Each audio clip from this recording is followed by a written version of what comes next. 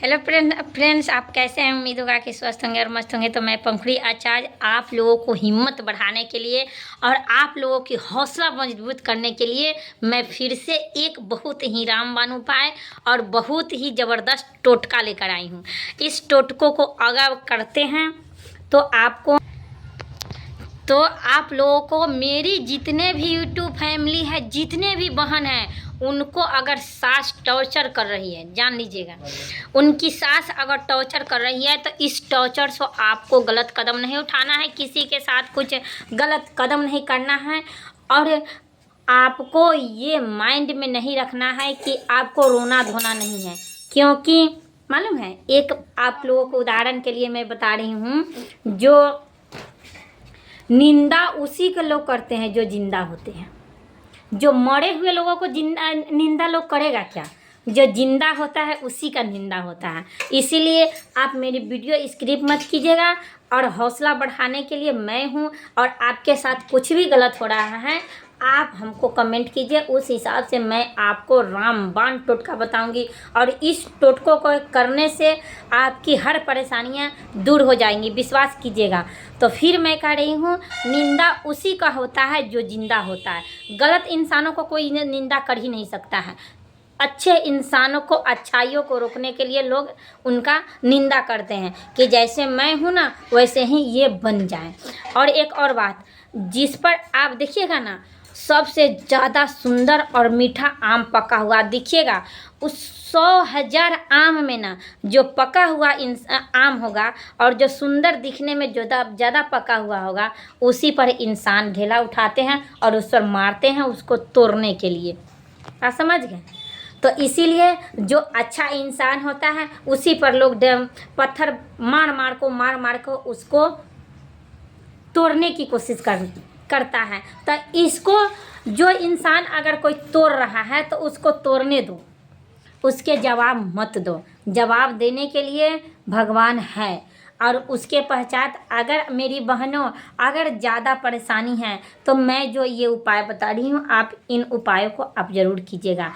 आपका उपाय करते ही आपकी सास आपकी कदमों में रहेगी, आपसे नाक रगड़ कर भीख मांगेगी कि नहीं, मैंने ये गलत किया है। और एक और बात, सास जिस भी बहू को ना टॉर्चर ज़्यादा करती है, ध्यान लीजिएगा, रखिएगा। और ये थिंकिंग आप भी दिमाग से ये थिंकिंग मत हटाइएगा कि उनको टॉर्चर करने दीजिएगा, उनको गाली बकने दीजिएगा। कुछ गाली बकने से मेरी शरीर में छेद थोड़ी हो जाएगा, मेरे गला जाम थोड़े हो जाएगा। गाली बकेगा वो गला जाम होगा उसका, हमको कुछ थोड़े ही होगा। लेकिन हाँ, जो सास टॉर्चर करती है किसी भी बहू को, उनसे 3 चीज़ें हमेशा हमेशा के लिए छिन जाती है, हमेशा हमेशा के लिए छिन जाती है। पहला चीज़ है उनका सुकून छिन जाता है। उनको लाख पैसा, लाख रुतबा होने के बाद भी वो चैन से नहीं जी पाता है, उनको नींद नहीं आती है। ध्यान दीजिएगा, अगर सास आपकी, अगर कमेंट में आया था कि मेरी सास बहुत ही परेशान करती है, अगर आपका सास जवान है, याद रखिएगा मेरी बात को, ये लिख कर रखिएगा कहीं पे ना कहीं पे। जब तक बुढ़ापा आएगी ना, बुढ़ापा आते आते उनका नींद खत्म हो जाएगा, उनका सुकून खत्म हो जाएगा, उनको नींद आएगा ही नहीं। ये शास्त्रीय उपाय है। बहू को परेशान करने वाला हर सास का नींद छिन जाता है, सुकून छिन जाता है। और दूसरा, उनके ऊपर लाख खर्च करो, लाख दवाइयाँ खिला दो, लेकिन उनका दवा उनको काम नहीं कर पाएगा। मैं लिख के देती हूँ, वो काम नहीं कर पाएगा। दूसरा चीज़ है। और तीसरा चीज़, सबसे भयानक और सबसे दर्दनाक चीज़ ये भगवान छीन लेती है कि उनकी खुद की औलाद, खुद की बहू उनके काम का नहीं रहता है। ये जान लीजिएगा, उनका खुद का औलाद उनको काम का नहीं रहेगा। बुढ़ापा आते आते उनको लात मारेगा। लात इसलिए मारता है मेरी बहन कि वो अपनी बहू, अपने बेटे और अपने पोते पोती के नज़र से इतनी गिर चुकी रहती है, उनकी हरकतें ऐसी रहती है, उनकी थिंकिंग ऐसी रहती है कि वो अपनी बहू के नज़र और बेटे के नज़र से गिर जाती है, जिस कारण है कि उनका बुढ़ापा सही से नहीं कर पाता है। और जो बहू, मैं हर सास को और हर बहू को मैं हाथ जोड़कर रिक्वेस्ट करती हूँ कि अपने बहू को टॉर्चर मत करो, अपनी सास के टॉर्चर मत करो, क्योंकि जो सास अपनी बहू को मान सम्मान और इज्जत से रखता है और उनकी नादानियों, उनको ना समझ को अगर समझा बुझा करके अपने घर में संभाल कर रखती हैं, उनका बुढ़ापा ऐसे करता है जैसे कि ओढ़ौल का फूल होता है। जैसे ही ओढ़ौल का फूल खिलता है और वो मुरझाने पर जैसे ही आता है फिर उसमें से दूसरा खिलता है, उसी तरह बुढ़ापा उनका करता है। लेकिन जो सास अपने बहू को टॉर्चर करती हैं, उनका बुढ़ापा सही से नहीं कर पाता है, इतना ध्यान ले रखिएगा। और मैं मेन वीडियो बड़ा हो जाएगा, ऐसे बहुत प्रक्रिया है, इसीलिए एक और शास्त्रीय उपाय बता रही हूँ। अगर ज़्यादा आपको सास, ये सिर्फ सास के लिए है, अगर सिर्फ सास के लिए और सास घर, उनके घर के परिवारों के लिए है। अगर आपका सास बहुत ज़्यादा परेशान कर रही है तो आपको 5 मरीच लेना है, काली मिर्च 5 लेना है, और पाँचों पर अलग अलग सदस्यों का जो परेशान कर रहे हैं, सर्वप्रथम अपनी सास की, और दूसरा पर्सन जो इंसान आपका परेशान कर रहा है उसका नाम लिखना है एक पेपर पर, और सभी पेपर में एक एक मरीच आपको रख देना है और अपने सर से 5 बार उबारना है। उबारने के तत्पश्चात आपको पीपल के पेड़ के नीचे रखाना है। ये प्रक्रिया आपको 3 शनिवार करना है। 3 शनिवार आते आते ही आपका सास आपके कदमों में रहेगा, नाक रगड़ के भीख मांगेगा। भीख नहीं मांगेगा, अगर ज़्यादा अकड़ वाली होगी ना तो भीख नहीं मांगेगा, कुछ नहीं कर पाएगा, कुछ नहीं बोलेगा, लेकिन उनका अकल ठिकाने ज़रूर आ जाएगा।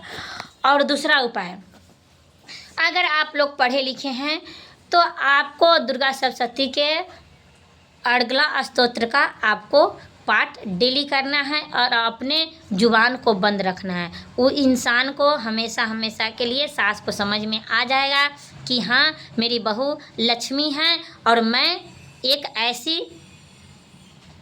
खाद्य पदार्थ हूँ जहाँ पे रखने पर वो चीज़ जल जाता है, उसको अपने आप में ये महसूस होने लगेगा।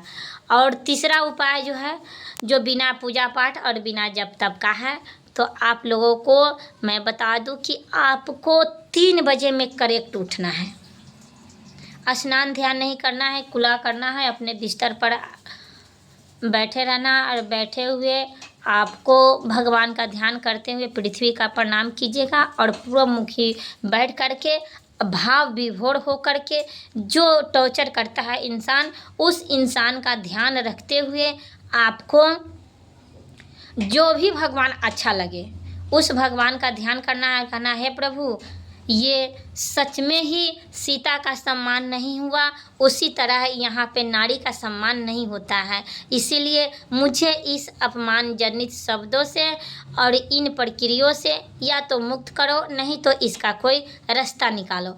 ऐसे आपको करना है लगातार, हर दिन हर रोज़ ज़िंदगी भर आपको ये करना है। आपको देखिएगा 1.25 महीना 21 दिन पुरते पुरते आपके ज़िंदगी में ना सुधार आना प्रारंभ हो जाएगा।